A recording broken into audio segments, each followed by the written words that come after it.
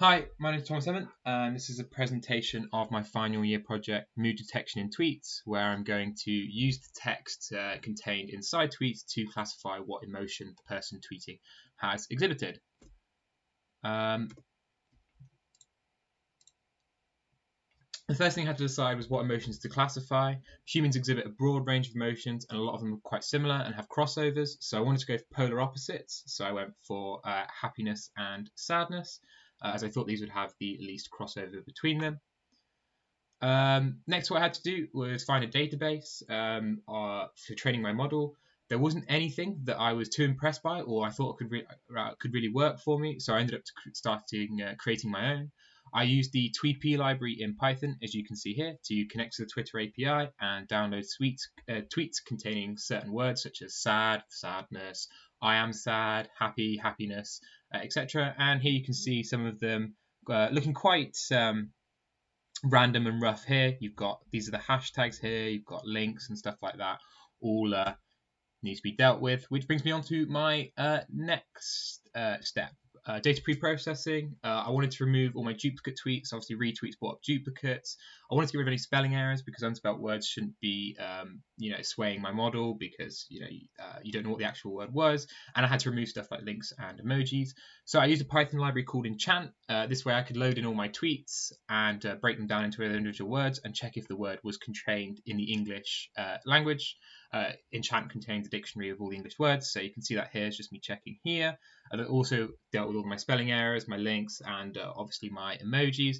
And I saved them as comma separated lists, ready for vectorization, because obviously the input vector to any of my machine learning models would be a massive long vector, each position corresponding to a word, and the count in the position corresponding, the number in position corresponding to the count of the word.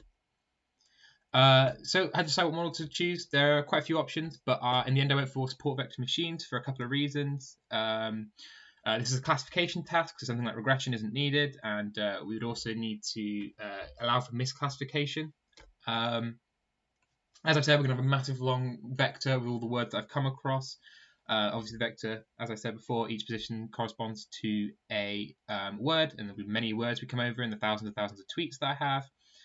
And so something that scales with a large amount of vectors would be appreciated. And that brought me down to support vector machines decision trees, but after a bit of research, support vector machines seem to generalize a lot better. So I went for that. And support vector machines, they have a long time training, but this isn't something that needs to be constantly retrained. It's something that I can gather all the data for and just leave it overnight if needs be. So what is a support vector machine? A support vector machine aims to split data along a decision boundary. Data that falls on one side is classified as X, in this case happiness, and on the other side Y, in this case sadness. The decision boundary also has the support vectors, which gives it the name support vector machine. The support vectors generally correspond to the point that is closest to the decision boundary, although we'll look at later how data is allowed to fall in. We can allow more or less data falling inside the margin, which is that misclassification I was talking about earlier. Support vector machine itself, it uses the dot product to calculate the length of from the decision boundary to the points. It aims to get the decision boundary furthest away from as many points as possible, and the margin to be as wide as possible. A few different features we can mess around with to optimize our model. We can use a clever trick called the kernel, which, as you saw in the data beforehand, all this data is nice and linearly separable, but in the real world, data is not linearly separable. So we need to form more complex patterns by transforming our data into different spaces. So you can see here how transforming this data into a 3D space from a 2D space, usually by timesing the data by itself, you can see we can form an easy hyperplane decision boundary there, and how that corresponds to a more complex pattern. And you can see the different ranges of ones I looked at here and how each one works. As was mentioned before, we can allow more or less misclassification by changing the C value of a support vector machine. The lower the C value, the more misclassification we allow. So I ran my data into a range of kernels and got some absolutely amazing accuracies. I was really, really happy with how it turned out. However, looking at the accuracy on the training data, there was clearly some overfitting, so I was going to have to deal with that. As mentioned before, Allowing more misclassification by reducing the C value is going to generalize our model a lot better. So I was going to do this. You can see here, C value is a lot less, allows me to put more misclassification, which also allows for much better generalization. And another way that always helps reducing over 50 word model is reducing the number of variables. So for what I did was I went through and checked all my words that I had in all my tweets, and I made counts for all of them. And any words that had a count of less than 2, I went through and deleted them. This is because, if a word only turns up 2 times in, like, I think I had about 16,000 tweets, I don't think the model should be able to say if that word is sad or happy. It shouldn't have enough data to be able to make the choice on if that word should sway the model. So I went through again. You see the default C value in TensorFlow, or sklearn actually, is 1. So I changed it down here to like some 0.1, 0.01s and stuff like that. And the best model with some out of the fitting was the radial at 0.05. You can see about 91% of my training, 90% of my test. And you can see it working down here.